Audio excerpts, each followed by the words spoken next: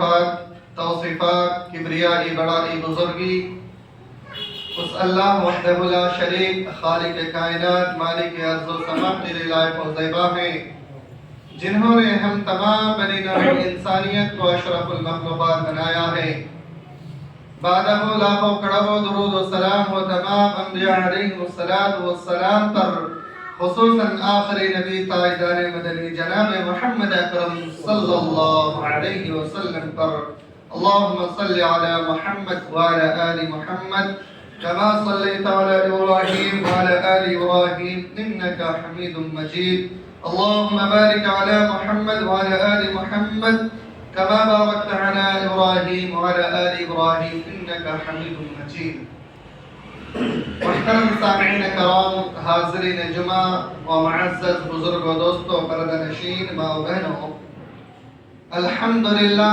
رمضان المبارک کا مہینہ آ چکا ہے ایمان و عمل کی بہار آ چکی ہے اس ماہ مبارک میں ہر انسان اللہ رب العالمین کی رحمتوں برکتوں کے حصول میں لگے ہوئے ہیں ہر بندے مومن اللہ رب العالمین کو راضی کرنے خوش کرنے کی تلاش میں ہیں کوشش میں ہیں اور ایک دوسرے سے بڑھ چڑھ کر کے عبادت کرنے کی میں کوشاں ہے ہر انسان اللہ رب العالمین کو راضی کرنے اور اعمال میں اپنے آپ کو سعادت میں لے جانے کی کوشش میں لگے ہوئے ہیں اللہ رب العالمین سے دعا کرتے ہیں کہ رب العالمین ہم تمام مومنین اور مومنات کو اس بابرکت مہینے میں کثرت سے عبادت کرنے اور جو کچھ بھی عبادت کی جائے اس کو تو قبول فرما لے آمین یا رب العالمین محترم سامعین کرام سورہ بقرہ کی ایک آیت کریمہ آپ کے سامنے ہم نے تلاوت کی ہے اس آیت کو پڑھنے کے بعد ہمیں اور آپ کو یہ اندازہ لگ گیا ہوگا کہ رمضان المبارک کا مہینہ ہے تو رمضان کے حوالے سے چند باتیں آپ کے سامنے رکھی جائیں گی اس لیے آج کے اس جمعہ خطبہ میں جس عنوان پر چند باتیں آپ کے سامنے رکھنی ہیں وہ اعمال اور رمضان المبارک کے فضائل کے حوالے سے چند باتیں رکھنی ہیں انشاءاللہ العزیز اللہ رب العالمین سے دعا کرتے ہیں کہ اس خطبے میں جو کچھ بھی کہی جائے جو کچھ بھی سنی جائے ان تمام باتوں پر ہم تمام لوگوں کو حق کے ساتھ عمل کرنے کی توفیق عطا فرمائے آمین یا رب العالمین محترم سامعین کرام ماہ رمضان المبارک میں اگر سب سے بہترین عمل سب سے بہترین چیز اگر کوئی چیز ہے تو وہ ہے روزہ اگر ہم اور آپ اس مہینے میں روزہ نہیں رکھتے تو اس مہینے کی اہمیت اس مہینے کی قدر و قیمت ہمارے نزدیک کچھ بھی نہیں ہے یہ مہینہ خصوصاً روزہ رکھنے ہی کے لیے ہے جو مسلسل ایک مہینہ لگاتار ہمیں اور آپ کو رکھنا ہے بغیر کسی شرعی عذر کے اس مہینے کے روزے کو ہم ترک نہیں کر سکتے اگر ہم نے ترک کیا تو پھر اللہ اور اس کے رسول سے ہم نے دشمنی مول لی ہم نے اپنی آخرت کو تباہ اور برباد کر دیا جس سلسلے میں کئی سارے احادیث موجود ہیں کہ اگر کسی نے جان بوجھ کر کے روزہ کو ترک کر دیا اس کے نتیجے میں اس کا کیا انجام ہونا ہے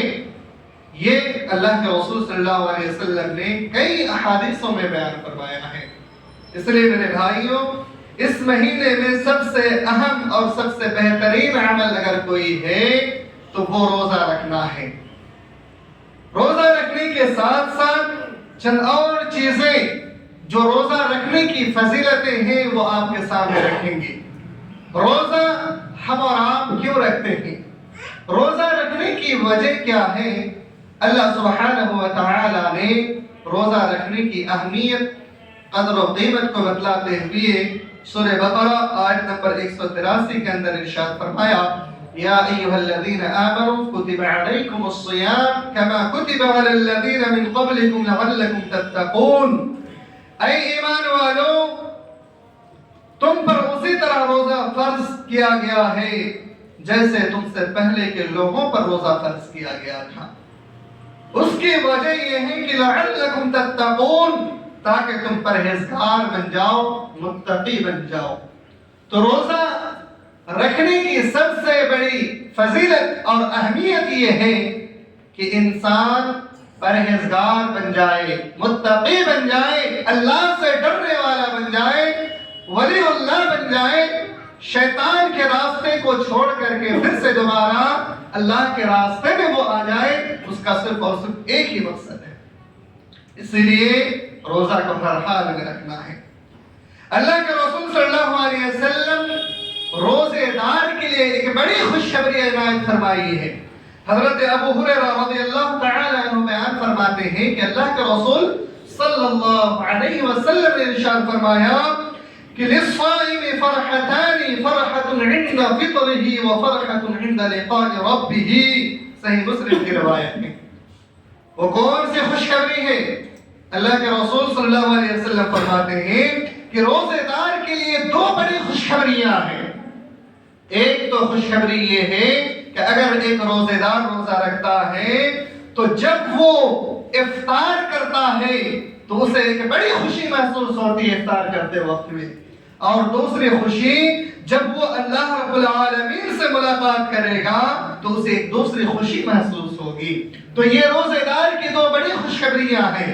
صبح سے لے کر کے شام تک بھوک پیاس کو برداشت کرنا، اپنے نفس کو کنٹرول میں رکھنا، قابو میں رکھنا، اللہ رب العالمین کو راضی کرنے کے لیے اپنے آپ کو مکمل طور سے کنٹرول میں رکھنا، یہ انسان جب صبح سے شام تک کرتا ہے تو پھر شام کو جب اس کے سامنے وقت سے پہلے افطار کی چیزیں رکھی جاتی ہیں تو وہ انسان اس وقت تک ایک لقمہ بھی اپنے حلق کے اندر نہیں ڈالتا یا پانی کا ایک گھونٹ بھی اپنے حلق کے اندر نہیں ڈالتا جب تک کہ اللہ رب العالمین کا حکم نہیں ہو جاتا، یعنی سورج غروب نہیں ہو جاتا، تب تک کہ وہ انسان ایک لقمہ حلق کے اندر نہیں ڈالتا یا پانی کا ایک قطرہ بھی اپنے حلق کے اندر نہیں ڈالتا ہے۔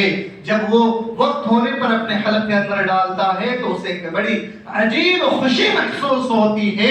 اسی خوشی کے بارے میں اللہ کے رسول صلی اللہ علیہ وسلم نے فرمایا کہ پہلی خوشی جب انسان افطار کرتا ہے تو اسے محسوس ہوتی ہے، ایسے ہی جب انسان میدان محشر میں پریشان حال ہوں گے اور اس وقت اللہ کے سوا کوئی مددگار نہیں ہوگا، اس وقت اللہ رب العالمین کے سائے کے علاوہ کوئی سایہ نہیں ہوگا، وہ نفسی نفسی کی حالت میں اس وقت جب اللہ رب العالمین سے وہ ملاقات کریں گے تو اللہ رب العالمین اپنے مومنین بندے کو، ان بندوں کو جو روزے دار تھا، جو اللہ کو راضی کرنے کے لیے روزہ رکھا تھا، اس کو وہ خوشی عنایت کریں گے، اور وہ بندہ اس وقت جو خوشی محسوس کرے گا وہ خوشی اور کبھی وہ محسوس نہیں کر سکتا۔ اس لیے میرے بھائیوں، دو خوشخبریاں ہیں، دونوں کو ہم ضرور ضرور پائیں گے، ایک تو ابھی پاتے ہیں اور دوسرا انشاءاللہ قیامت کے روز ہمیں ملنا ہے انشاءاللہ العزیز۔ اسی طریقے سے روزے دار کے حوالے سے اللہ کے رسول صلی اللہ علیہ وسلم ارشاد فرماتے ہیں، حضرت ابو ہریرہ رضی اللہ تعالی عنہ بیان فرماتے ہیں کہ والذی نفس محمد بیدہ لخلوف فم الصائم اطیب عند اللہ، کیا قسم ہے اس ذات کے جس کے ہاتھ میں محمد کی جان ہے، روزے دار کے منہ کی بدلی ہوئی بو اللہ کے ہاں کستوری کی خوشبو سے بھی زیادہ خوشبودار اور پاکیزہ ہوتی ہے۔ میرے بھائیوں، جب صبح سے شام تک ہم اور آپ بھوکے پیاسے رہتے ہیں، ہمارے منہ سے ایک قسم کی بدبو آتی ہے جو آج ہمیں اور آپ کو تھوڑا عجیب محسوس ہوتا ہے، لیکن اللہ رب العالمین کے نزدیک جب ہم اللہ سے ملاقات کریں گے تو یہی بو کستوری کی خوشبو سے بھی زیادہ پاکیزہ اور زیادہ معطر ہو جائے گا، سبحان اللہ۔ اس لیے میرے بھائیوں، اس خوشبو کو آپ کے منہ پہ جو خوشبو یا بدبو آتی ہے اس سے آپ گھنا نہ سمجھیں، اس کے بدلے میں ایک بہترین چیز آپ کو ملنے والی ہے میرے بھائیوں۔ اسی طریقے سے روزے دار کے حوالے سے اللہ کے رسول صلی اللہ علیہ وسلم نے ایک اور مقام پر ارشاد فرمایا کہ ثلاثۃ لا يرد دعاؤہم، 3 قسم کے ایسے لوگ ہیں جن کی دعا کبھی رد نہیں کی جاتی ہے. 3 قسم کے ایسے لوگ ہیں جن کی دعا کبھی رد نہیں کی جاتی ہے. کون کون ہیں وہ لوگ؟ اللہ کے رسول صلی اللہ علیہ وسلم فرماتے ہیں الامام العادل، عادل حکمراں پہلے نمبر پر ہے عادل حکمراں، اور دوسرے نمبر پر ہے الصائم حتی یفطر، روزے دار انسان، اور تیسرے نمبر پر ہے ودعوت المظلوم، مظلوم کی بد دعا. یہ 3 قسم کے لوگ جب کبھی بھی اللہ رب العالمین سے دعا کرتا ہے تو اللہ رب العالمین ان 3 قسم کی دعا کو رد نہیں کرتا، ضرور بھی ضرور قبول فرماتا ہے. میرے بھائیوں، ہم کتنے پریشانیوں میں ہوتے ہیں، ہمارے پاس کتنی ساری مصیبتیں ہوتی ہیں، کبھی ہمارے پاس روزی نہیں ہوتا تو کبھی ہمارے گھر میں رزق نہیں ہوتا کہ ہم شام کے وقت میں چولہا جلا لیں، یا اور بھی کئی بڑی بڑی پریشانیاں ہوتی ہیں، مصیبتوں کا سامنا کرنا پڑتا ہے. میرے بھائیوں، آپ نے اللہ کو راضی کرنے کے لیے روزہ رکھا ہے، ایک دفعہ اللہ کے سامنے آپ ہاتھ اٹھا کر دعا تو کر کے دیکھیے، اللہ رب العالمین اپنے دربار سے کبھی بھی آپ کو خالی ہاتھ نہیں لوٹائے گا. یہ اللہ کے رسول صلی اللہ علیہ وسلم خوشخبری عنایت فرماتے ہیں. آپ دعا تو کر کے دیکھیے، اللہ رب العالمین آپ کو محروم نہیں رکھے گا، آپ کو خالی ہاتھ نہیں لوٹائے گا. اس لیے میرے بھائیوں، رمضان کے مہینے میں کثرت سے اللہ رب العالمین کے سامنے دعا کیجئے، گڑ گڑائیے، اپنے گناہوں پر شرمندہ ہو جائیے، کیونکہ جب تک ہم گناہوں پہ شرمندہ نہیں ہوتے ہیں تو ہمیں گناہوں کا احساس ہی نہیں ہوگا. ہم گناہ پر گناہ کیے جاتے ہیں، ہمیں محسوس نہیں ہوتا، لیکن جس دن ہم نے اپنے اندر جائزہ لے لیا، اپنے نفس کا محاسبہ کر لیا، یقین مانیے ہر قدم کی خطائیں گناہ ہمیں محسوس ہوگا کہ ہم نے فلاں وقت میں فلاں گناہ کی تھی جس سے ہمارا رب ہم سے ناراض ہو گیا ہے. ہمیں اللہ کو راضی کرنے کی ضرورت ہے. اس لیے میرے بھائیوں، اللہ کو راضی کرنے کی خاطر رمضان المبارک کا مہینہ بہت ہی بہترین مہینہ ہے. آپ اللہ رب العالمین کو خوش کیجئے، اللہ رب العالمین کو راضی کرنے کی کوشش کیجئے. اللہ کے رسول صلی اللہ علیہ وسلم ارشاد فرماتے ہیں کہ ابن آدم میں سے جس کسی کو بھی اگر رمضان المبارک کا مہینہ نصیب ہو گیا اور اس نے اگر اللہ رب العالمین کو راضی نہیں کر سکا تو اس شخص سے بڑا بد نصیب انسان کوئی نہیں ہے. میرے بھائیوں، اگر رمضان المبارک کا مہینہ آپ کو ملا ہے تو اللہ کو راضی کر لیجئے، چونکہ ہم میں سے بہت سارے ایسے بھی لوگ ہیں جو کل تک ہمارے ساتھ موجود تھے، ہمارے باپ دادا، ہمارے آباء و اجداد جو ہمارے اس رمضان سے پہلے تک ہمارے درمیان موجود تھے. کتنے سارے ایسے دوست احباب ہیں جو ہمارے ساتھ تھے، لیکن آج اس رمضان المبارک کے مہینے میں وہ نہیں ہے. یہی حال ہمارا بھی ہے، ہمارے آباء و اجداد کا جو حال ہوا ہے، ہمیں بھی اس دنیا کو چھوڑ کر کے جانا ہے. میرے بھائیوں، اس بات کی کوئی گارنٹی نہیں ہے کہ آج ہم نے روزہ کو پا لیا کل ہم پائیں گے یا نہیں، ہم نہیں جانتے. لیکن میرے بھائیوں، اس بات کو ہم جانتے ہیں کہ ہمیں جو رمضان کا مہینہ ملا ہے، ایک ہی دن کا روزہ ہی صحیح اگر ہمیں اللہ نے توفیق عنایت فرمائی ہے، میرے بھائیوں اس ایک دن میں اللہ کو راضی کرنے کی کوشش کیجئے. اگر اللہ راضی ہو جائے تو آپ دنیا میں بھی کامیاب اور آخرت میں بھی کامیاب ہو جائیں گے. میرے بھائیوں، ہمیں دنیا تو چھوڑنا ہی ہے، اس میں کوئی شک نہیں ہے. آج نہیں تو کل ہمیں چھوڑنا ہے. اس سال کا رمضان ہمیں نصیب ہوا ہے، ممکن ہے کہ یا اللہ آئندہ سال ہمیں رمضان المبارک کا مہینہ نصیب نہ ہو، یا ہو بھی اللہ رب العالمین بہتر جانتا ہے. اس لیے ہم آئندہ کی کیوں توفیق مانگے کہ اللہ آئندہ بھی ہمیں تو عنایت فرما، بلکہ جو ہمیں ملا ہے اس چیز میں اللہ کو راضی کرنے کی کوشش کیجئے کہ اللہ رب العالمین تو نے ابھی جو مجھے دیا ہے اس مہینے میں تو مجھے راضی کرنے کی توفیق عنایت فرما اور راضی کر لے. اور جب یہ پورا مہینہ مل جائے اللہ کو راضی کرنے کے لیے تو پھر آئندہ سال کے لیے بھی اللہ سے دعا کیجئے. پہلے اس مہینے میں ابھی جو ملا ہے پہلے اس نعمت کا تو فائدہ اٹھائیے، اس میں تو اللہ کو راضی کرنے کی کوشش کیجئے. میرے بھائیوں، تو اللہ رب العالمین کو اپنے دعاؤں کے ذریعے سے ضرور راضی کرنے کی کوشش کیجئے. میرے بھائیوں، اللہ کے رسول صلی اللہ علیہ وسلم روزہ داروں کے حوالے سے ایک اور بہت بڑی خوشخبری عنایت فرمائی ہے. ہر انسان 3 چیزوں کے ذریعے سے آزمایا جاتا ہے، چاہے وہ مرد ہو یا عورت ہو. خاص طور سے مرد اور عورت سب سے زیادہ، مرد اور عورت بہت زیادہ اس معاملے میں آزمائے جاتے ہیں. وہ تو ان 3 چیزیں کیا ہیں؟ اور ان 3 چیزوں کی آزمائش سے بھی نجات روزے دار اگر روزہ رکھتا ہے تو اللہ رب العالمین اس سے بھی اسے نجات دیتا ہے.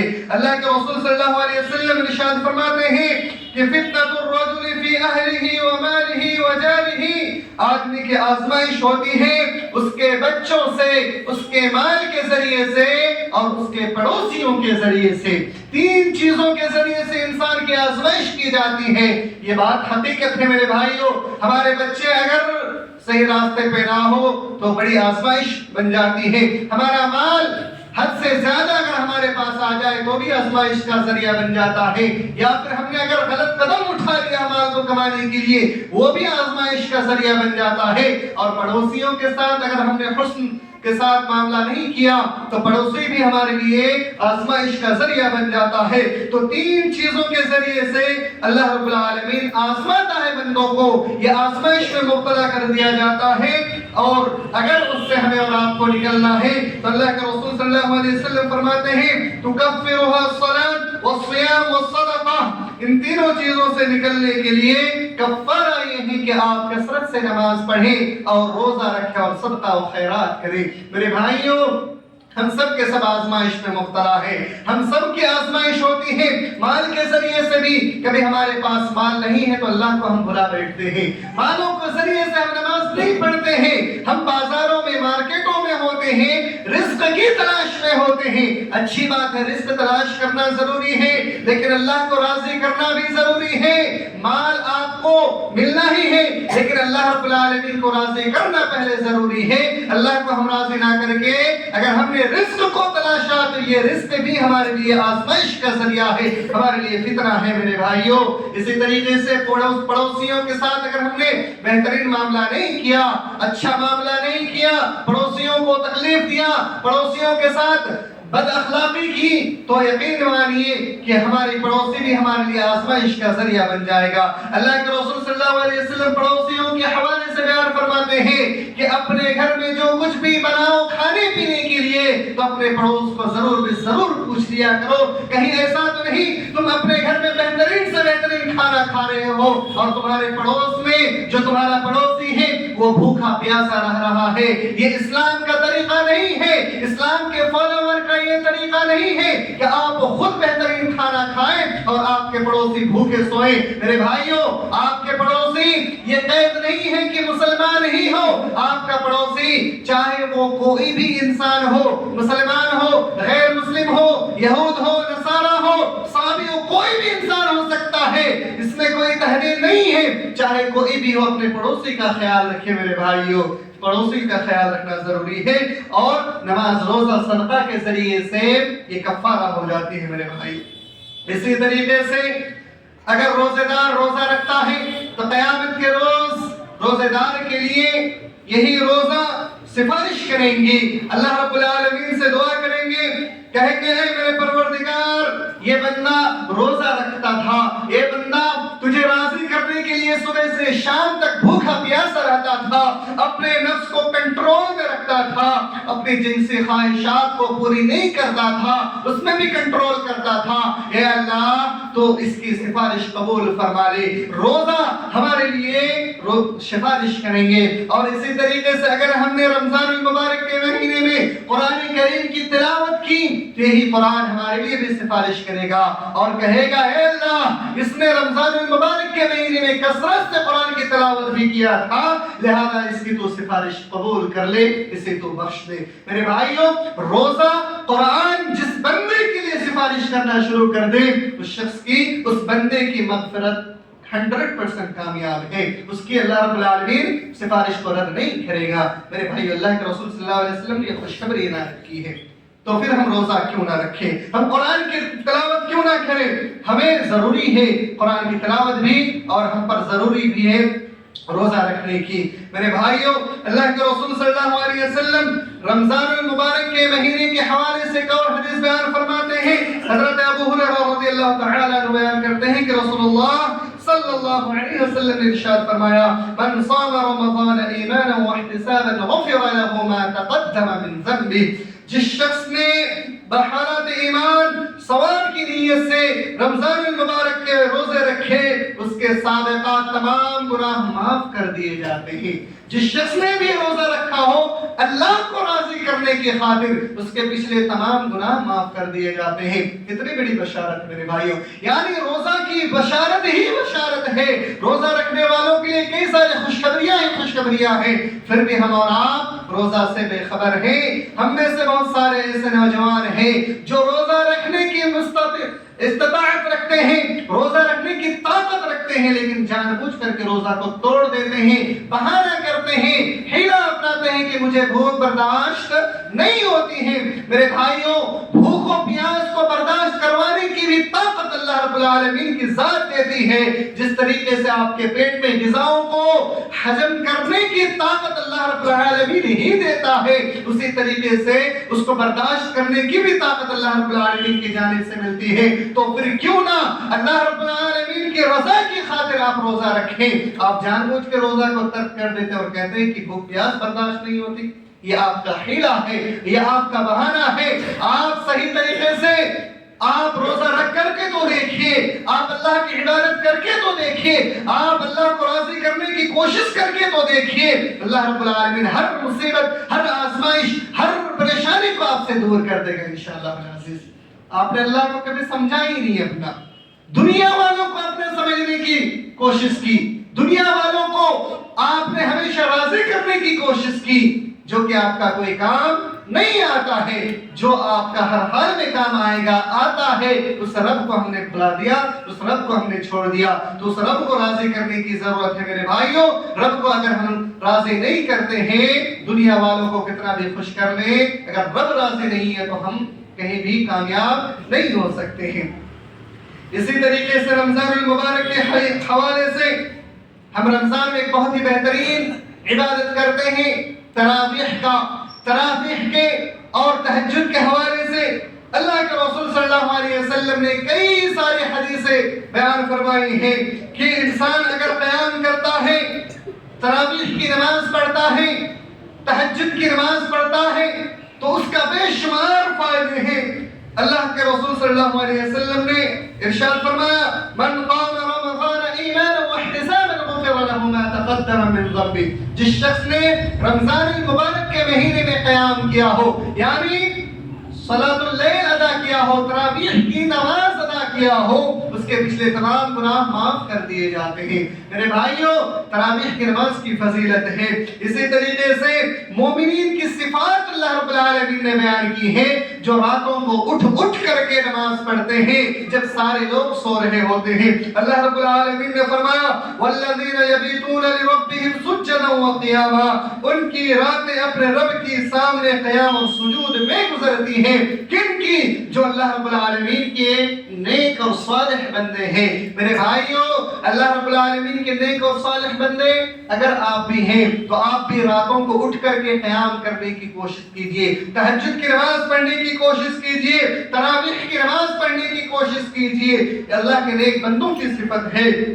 اور اللہ کے رسول صلی اللہ علیہ وسلم نے اس آیت کریمہ کے بارے میں بھی ارشاد فرمایا: ان ناشئۃ اللیل ہی اشد وطئا واقوم قیلا، کہ بے شک رات کا اٹھنا دل جمعی کے ساتھ اٹھنا کیا ہے کہ انتہائی مناسب ہے، اور یہ بات بہت دور تک درست کرنے والی ہے۔ یعنی انسان اگر راتوں کو اٹھتا ہے اور قیام کرتا ہے، نمازیں پڑھتا ہے، تو اس انسان کے لیے بہت بہترین چیز ہے۔ اس آیت کریمہ کی پیش نظر اللہ کے رسول صلی اللہ علیہ وسلم نے اور مقامات پر فرمایا: افضل الصلاة بعد الفریضہ، سب سے بہترین نماز اگر فرض نماز کے بعد کوئی نماز ہے تو وہ نماز ہے صلاۃ اللیل، رات کی نماز۔ میرے بھائیوں، تراویح کی نماز، صلاۃ اللیل، قیام اللیل، تہجد، یہ کوئی الگ الگ چیز نہیں ہے۔ ہمارے معاشرے میں سب کو الگ الگ نام دے کر کے کسی کو بدعت تو کسی کو بہتر قرار دینا شروع کر دیا گیا ہے، جبکہ یہ کوئی الگ الگ چیز نہیں ہے، یہ تمام تر چیزیں ایک ہی ہے، جسے ہم نے اردو میں الگ الگ نام دے کر کے کسی کو بدعت تو کسی کو شرک قرار دیا۔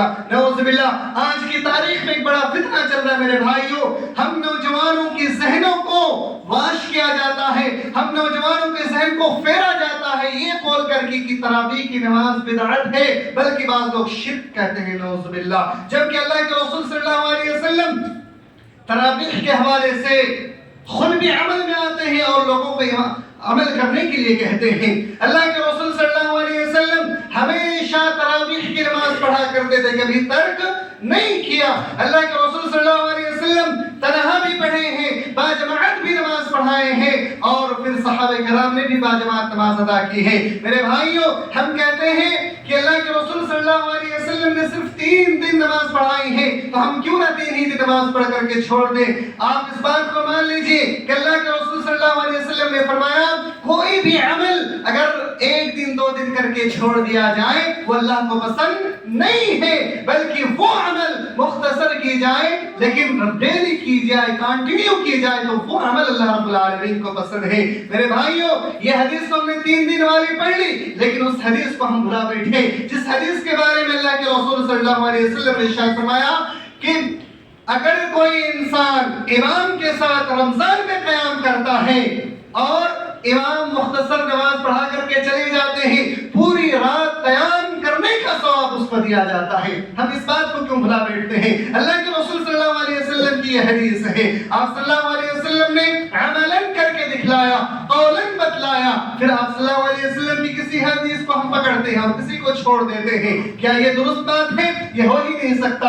اہل ایمان، اس کے لیے اللہ کے رسول صلی اللہ علیہ وسلم کی زندگی کا ایک لمحہ ہی کافی ہوتا ہے عمل کرنے کے لیے، اس کے لیے کوئی ہیڑا بہانہ نہیں ہوتا کہ آپ نے فلاں وقت میں کیا تو ہم نہیں کریں گے، ہم ایک ہی دن کریں گے۔ اور یہی چیز ہمارے سماج و معاشرے میں ہے کہ 2 دن 3 دن نماز پڑھنے کے بعد وہ چھوڑ دیتے ہیں، ترک کر دیتے ہیں۔ میرے بھائیوں، اللہ کو راضی 1 دن 2 دن میں آپ نہیں کر سکتے ہیں۔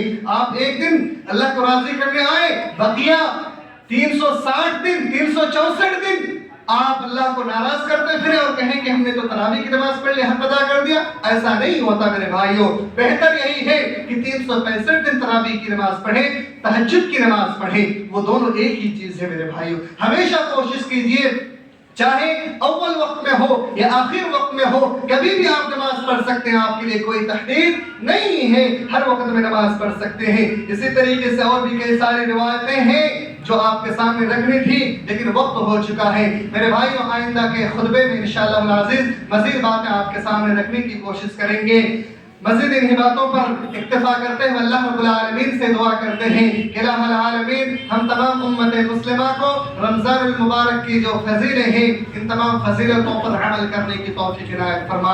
یا اللہ، ہم تمام امت مسلمہ خطا کار ہیں، گنہگار ہیں، مولا کریم ہم سب کی خطاؤں کو، گناہوں کو معاف فرما۔ یا اللہ، ہم سب کی مغفرت فرما۔ یا اللہ، ہم سب کی بخشش عنایت فرما۔ یا اللہ، ہم سب کی سفارش جو کل قیامت کے روز مومنین بندوں کے لیے، روزے دار کے لیے ہوں گی، ان تمام مومنین بندوں میں ہمیں بھی شامل فرما۔ یا اللہ، ہم سب کو میدان محشر میں جب نفسی نفسی کا عالم ہوگا، یا اللہ اس وقت تیرے سائے کے سوا کوئی سایہ نہیں ہوگا، یا اللہ ہم سب کو بھی اس میں جگہ عنایت فرما۔ یا اللہ، ہر جگہ ہمارے لیے آسانیاں، سہولتیں عطا فرما۔ یا اللہ، قرآن و سنت کو صحیح طریقے سے سمجھنے اور اس پر عمل کرنے کی توفیق عنایت فرما۔ یا اللہ، ہم میں سے جو انسان بے روزگار ہیں، یا اللہ ان کے رزق میں رحمت برکت نازل فرما۔ یا اللہ، ہم میں سے جو بھی انسان پریشان حال ہے ان کی پریشانیوں کو دور فرما۔ بہت سارے لوگ بیماریوں میں پریشان ہیں، یا اللہ ان کی بیماریوں سے انہیں شفا یاب عطا فرما۔ یا اللہ، انہیں پھر سے تو اپنا مومنین حقیقی بندہ بنا دے۔ آمین یا رب العالمین، وآخر دعوانا الحمدللہ رب العالمین۔